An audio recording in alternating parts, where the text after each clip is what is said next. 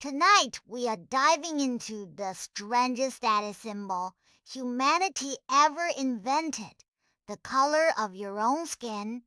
For most of history, the exact same suntan that today costs you $40 at a salon would have gotten you labeled a filthy peasant, sorted somewhere socially between the goats and the turnips. We are talking about tanning, the great back and forth obsession that had the rich avoiding the sun like it owed them money, then chasing it like it was handing out free real estate, then sprinting away from it all over again the moment a doctor muttered the word melon. A doctor muttered the word melanoma. In the ancient world, pale skin was the universal shorthand for wealth and power. If you were tan, you worked the fields. If you were pale, you owned the fields. The Greeks prized pale skin as a mark of beauty and leisure. The Romans went further, painting their faces with white lead to achieve that coveted corpse-like glow. Wealthy Roman women used a paste called creta, a mixture of white lead and chalk, slathering it on like modern foundation. It was toxic, of course. The lead slowly poisoned them, causing hair loss, skin lesions, and eventually death. But they looked fabulous while dying, and that was apparently enough. Through the Middle Ages, pale skin remained the gold standard of beauty across Europe and Asia. In medieval Europe, noble women went to extraordinary lengths to avoid the sun. They wore veils, hoods, and wide-brimmed hats. They carried parasols that were essentially portable shade structures. Their skin was their resume. A suntan announced to the world that you labored outdoors, which was the medieval equivalent of wearing a sign that said poor and desperate. In China and Japan, the desire for pale skin drove an entire industry of rice powder cosmetics. Geishas became living symbols of the ideal, their faces painted porcelain white. The Renaissance and Elizabethan eras took the pale obsession to genuinely horrifying extremes.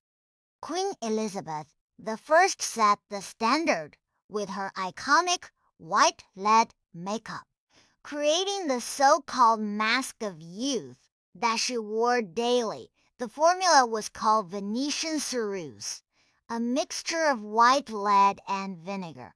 It ate through the skin underneath, causing scarring and decay, so she applied more to cover the damage.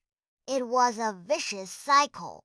Some women even swallowed arsenic wafers to achieve a pale complexion from the inside out.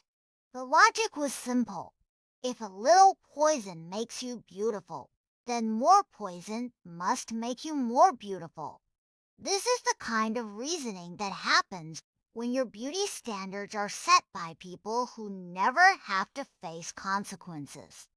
And then everything changed. In 1923, Coco Chanel stepped off a yacht in Cannes with a deep golden tan, and the world lost its collective mind.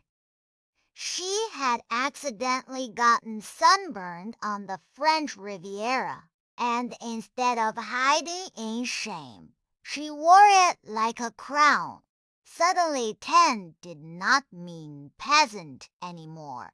It meant you were rich enough to vacation on the Mediterranean. The tan became the new pale, the visible proof that you had leisure time and the money to spend it somewhere warm. It was the most dramatic beauty standard flip in recorded history, all because one influential woman refused to be embarrassed by a sunburn. The tanning boom exploded across the Western world. By the 1930s, sunlight was being prescribed as a health treatment. Doctors recommended sunbathing for everything, from tuberculosis to depression. Magazines ran articles praising the healthy glow. Hollywood stars displayed their tans like trophies. The bikini arrived in 1946, maximizing skin exposure and minimizing any remaining Victorian modesty. By the 1950s and 60s, tanning oil was slathered on like holy water. The goal was simple: get as brown as possible, as fast as possible, and never mind the consequences, because consequences were something other people worried about.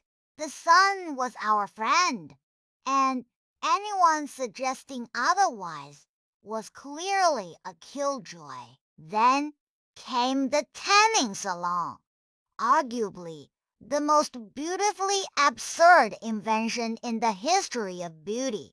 Why wait for the actual sun when you could lie inside a glowing coffin and pay for the privilege? Tanning beds exploded in popularity in the 1980s and 90s. They were everywhere: gyms, nail salons, strip malls. You could get a tan during your lunch break. The industry marketed them as safe alternatives to natural sunlight, which was a lie so spectacular it almost qualifies as performance art.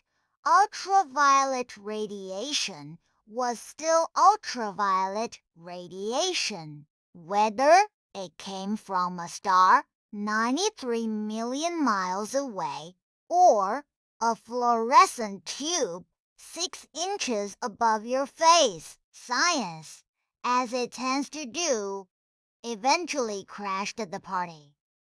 The link between UV exposure and skin cancer became impossible to ignore. Melanoma rates skyrocketed, and researchers traced the rise directly to the tanning boom. The World Health Organization classified tanning beds as carcinogens, right up there with cigarettes and asbestos. The very glow that generations had chased was now revealed as a warning sign. Your skin was darkening because it was being damaged, not because it was thriving. The tan, it turned out, was your skin screaming for help, while everyone around you complimented the scream. It was a devastating revelation that turned decades of beauty advice on its head. The beauty industry, never one to let a crisis go to waste, responded with a spray tan. If you could not safely get a real tan, you could simply paint one on. Spray tans, self-tanning lotions, bronzing powders, an entire industry devoted to simulating sun damage without the actual damage. And in a strange way, it brought the whole story full circle. The medieval noblewoman painted her face white with lead.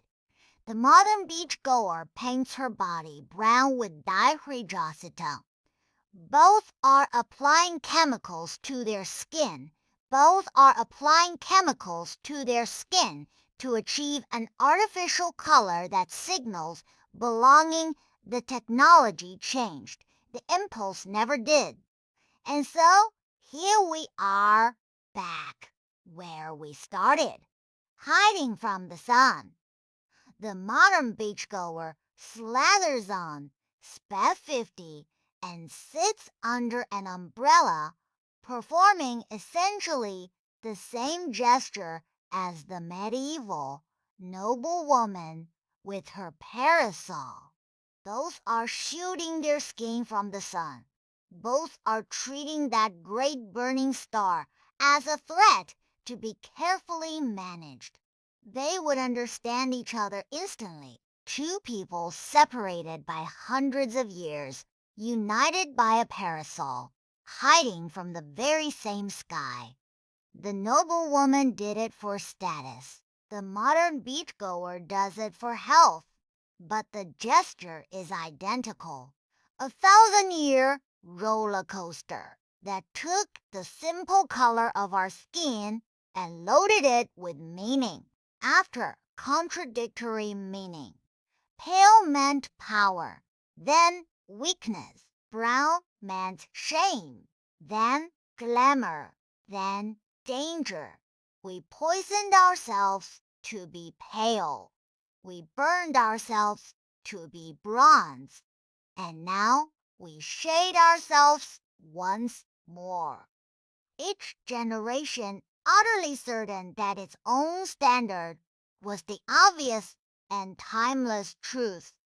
It is a story that says less about the sun than it does about us, and about the lengths we will always go to in order to belong. The only true constant was our restless determination to read status into the surface of the body, and to suffer cheerfully for whatever the current ideal demanded.